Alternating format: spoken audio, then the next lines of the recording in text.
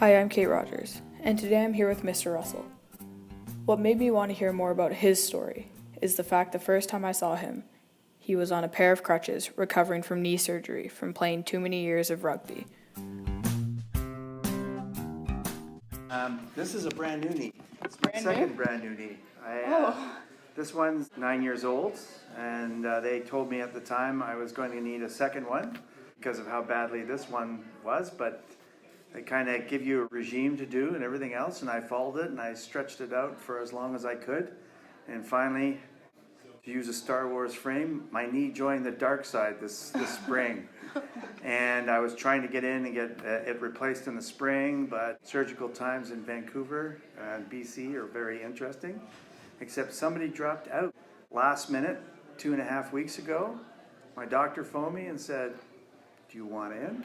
I said, "Yeah." I went and got tests one day, went for an interview the next day, and then on the Tuesday following that, I was in getting my knee replaced. The story behind my knees is too many years of playing rugby for the Canadian team. I played rugby all around the world for Canada. I actually never injured it when I was playing for Canada. I actually injured both knees when I was either playing for the province of BC and then the other time was just for my club. I have traveled quite a bit. Fun places, Australia, New Zealand were awesome. And I was actually born in England, so it was fun to go back to England playing for Canada and touring around and having all my relatives following me around the country, which is a lot of fun. My favorite memory from playing the game was after I'd retired from the national team, they had this thing called the Golden Oldies tournament in Bermuda. And that's probably the most fun you can have playing rugby, going out, meeting guys that you played against years ago. We all hang out in Bermuda and we play games that the public love to watch because everybody's still pretty good athletes and got good skills. And then we go out at night and party together. And so guys that you'd seen in Australia or here in Canada when they toured here or over in Britain, we all got together and just had a whole lot of fun in Bermuda.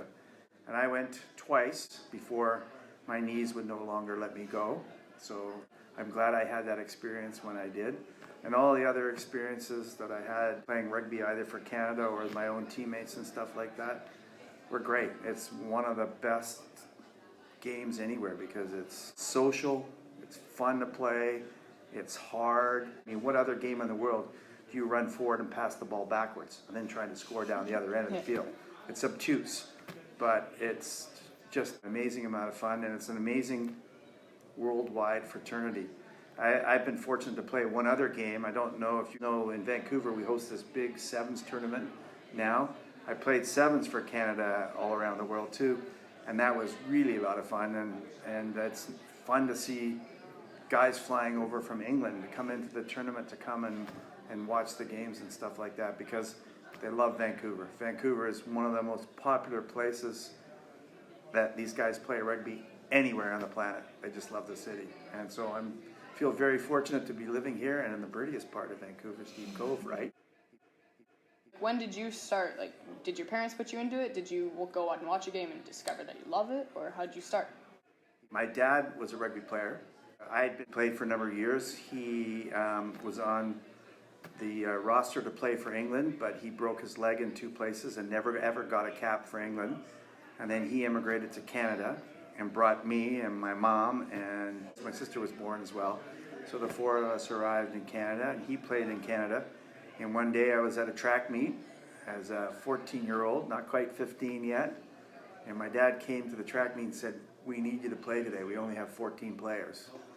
And there's 15 players on the team. So I had been running around and playing kind of touch rugby and stuff with them, and I went, because I played hockey. I played all the typical Canadian sports as well. And there I was on the field, playing away with my dad. And that was the neatest thing. I know my stepson, he played hockey with his dad a bit, and it was one of his best memories. So playing rugby with my dad, and I actually, when I was still quite young, we went and toured the British Isles together, and that was really a lot of fun. In other countries of the world, players get paid to play, so Canadian players go overseas and play for money. And so the game has really prospered. The unfortunate thing is, while it's prospered professionally, that the amateur sport is slowly dying a little bit. And there's less clubs involved with it. There's kind of less young people involved in it. And if you look in Vancouver, for example, look at all what the kids can do, and all the places that they can go and different sports that they can do. So the game after high school, it's very popular in high school, but after high school kind of shrinks down. You go to universities and colleges, they play, but the numbers there shrink down, and then a few people go back to their clubs or whatever, and it shrinks down again. So in a way, it's kind of a shame. They're trying to establish some kind of professionalism in North America. It'll be an interesting battle because look at all the sports that they're competing against. there's a lot of sport. And just so you know, that's what I have a master's degree in physical education and sports administration. And so one of my theses was involved in how the sport grew and how it's evolving right now. So it's a really interesting time to watch what's going on. I mean, at some point, there's just going to be so much sport out there that a lot of the minor sports are slowly going to die off because they're not going to get the spectators to watch them. After all, the more spectators you have, the more cash in the game, right? So it's simple as that. So there are intriguing times ahead in the next, I'd say, 50 to 60 years to see what sports will survive. Certainly the NFL in the States, it'll survive. The professional rugby league that goes on all around the world, there's 5 major centers for that. That will succeed, but what will happen to the roots of the game? And I have always said that your sport's only as strong as the roots of the game. So they better take care of those roots and start watering them a little bit and giving them a little bit of minerals. So we'll see what happens. We're going to see what happens.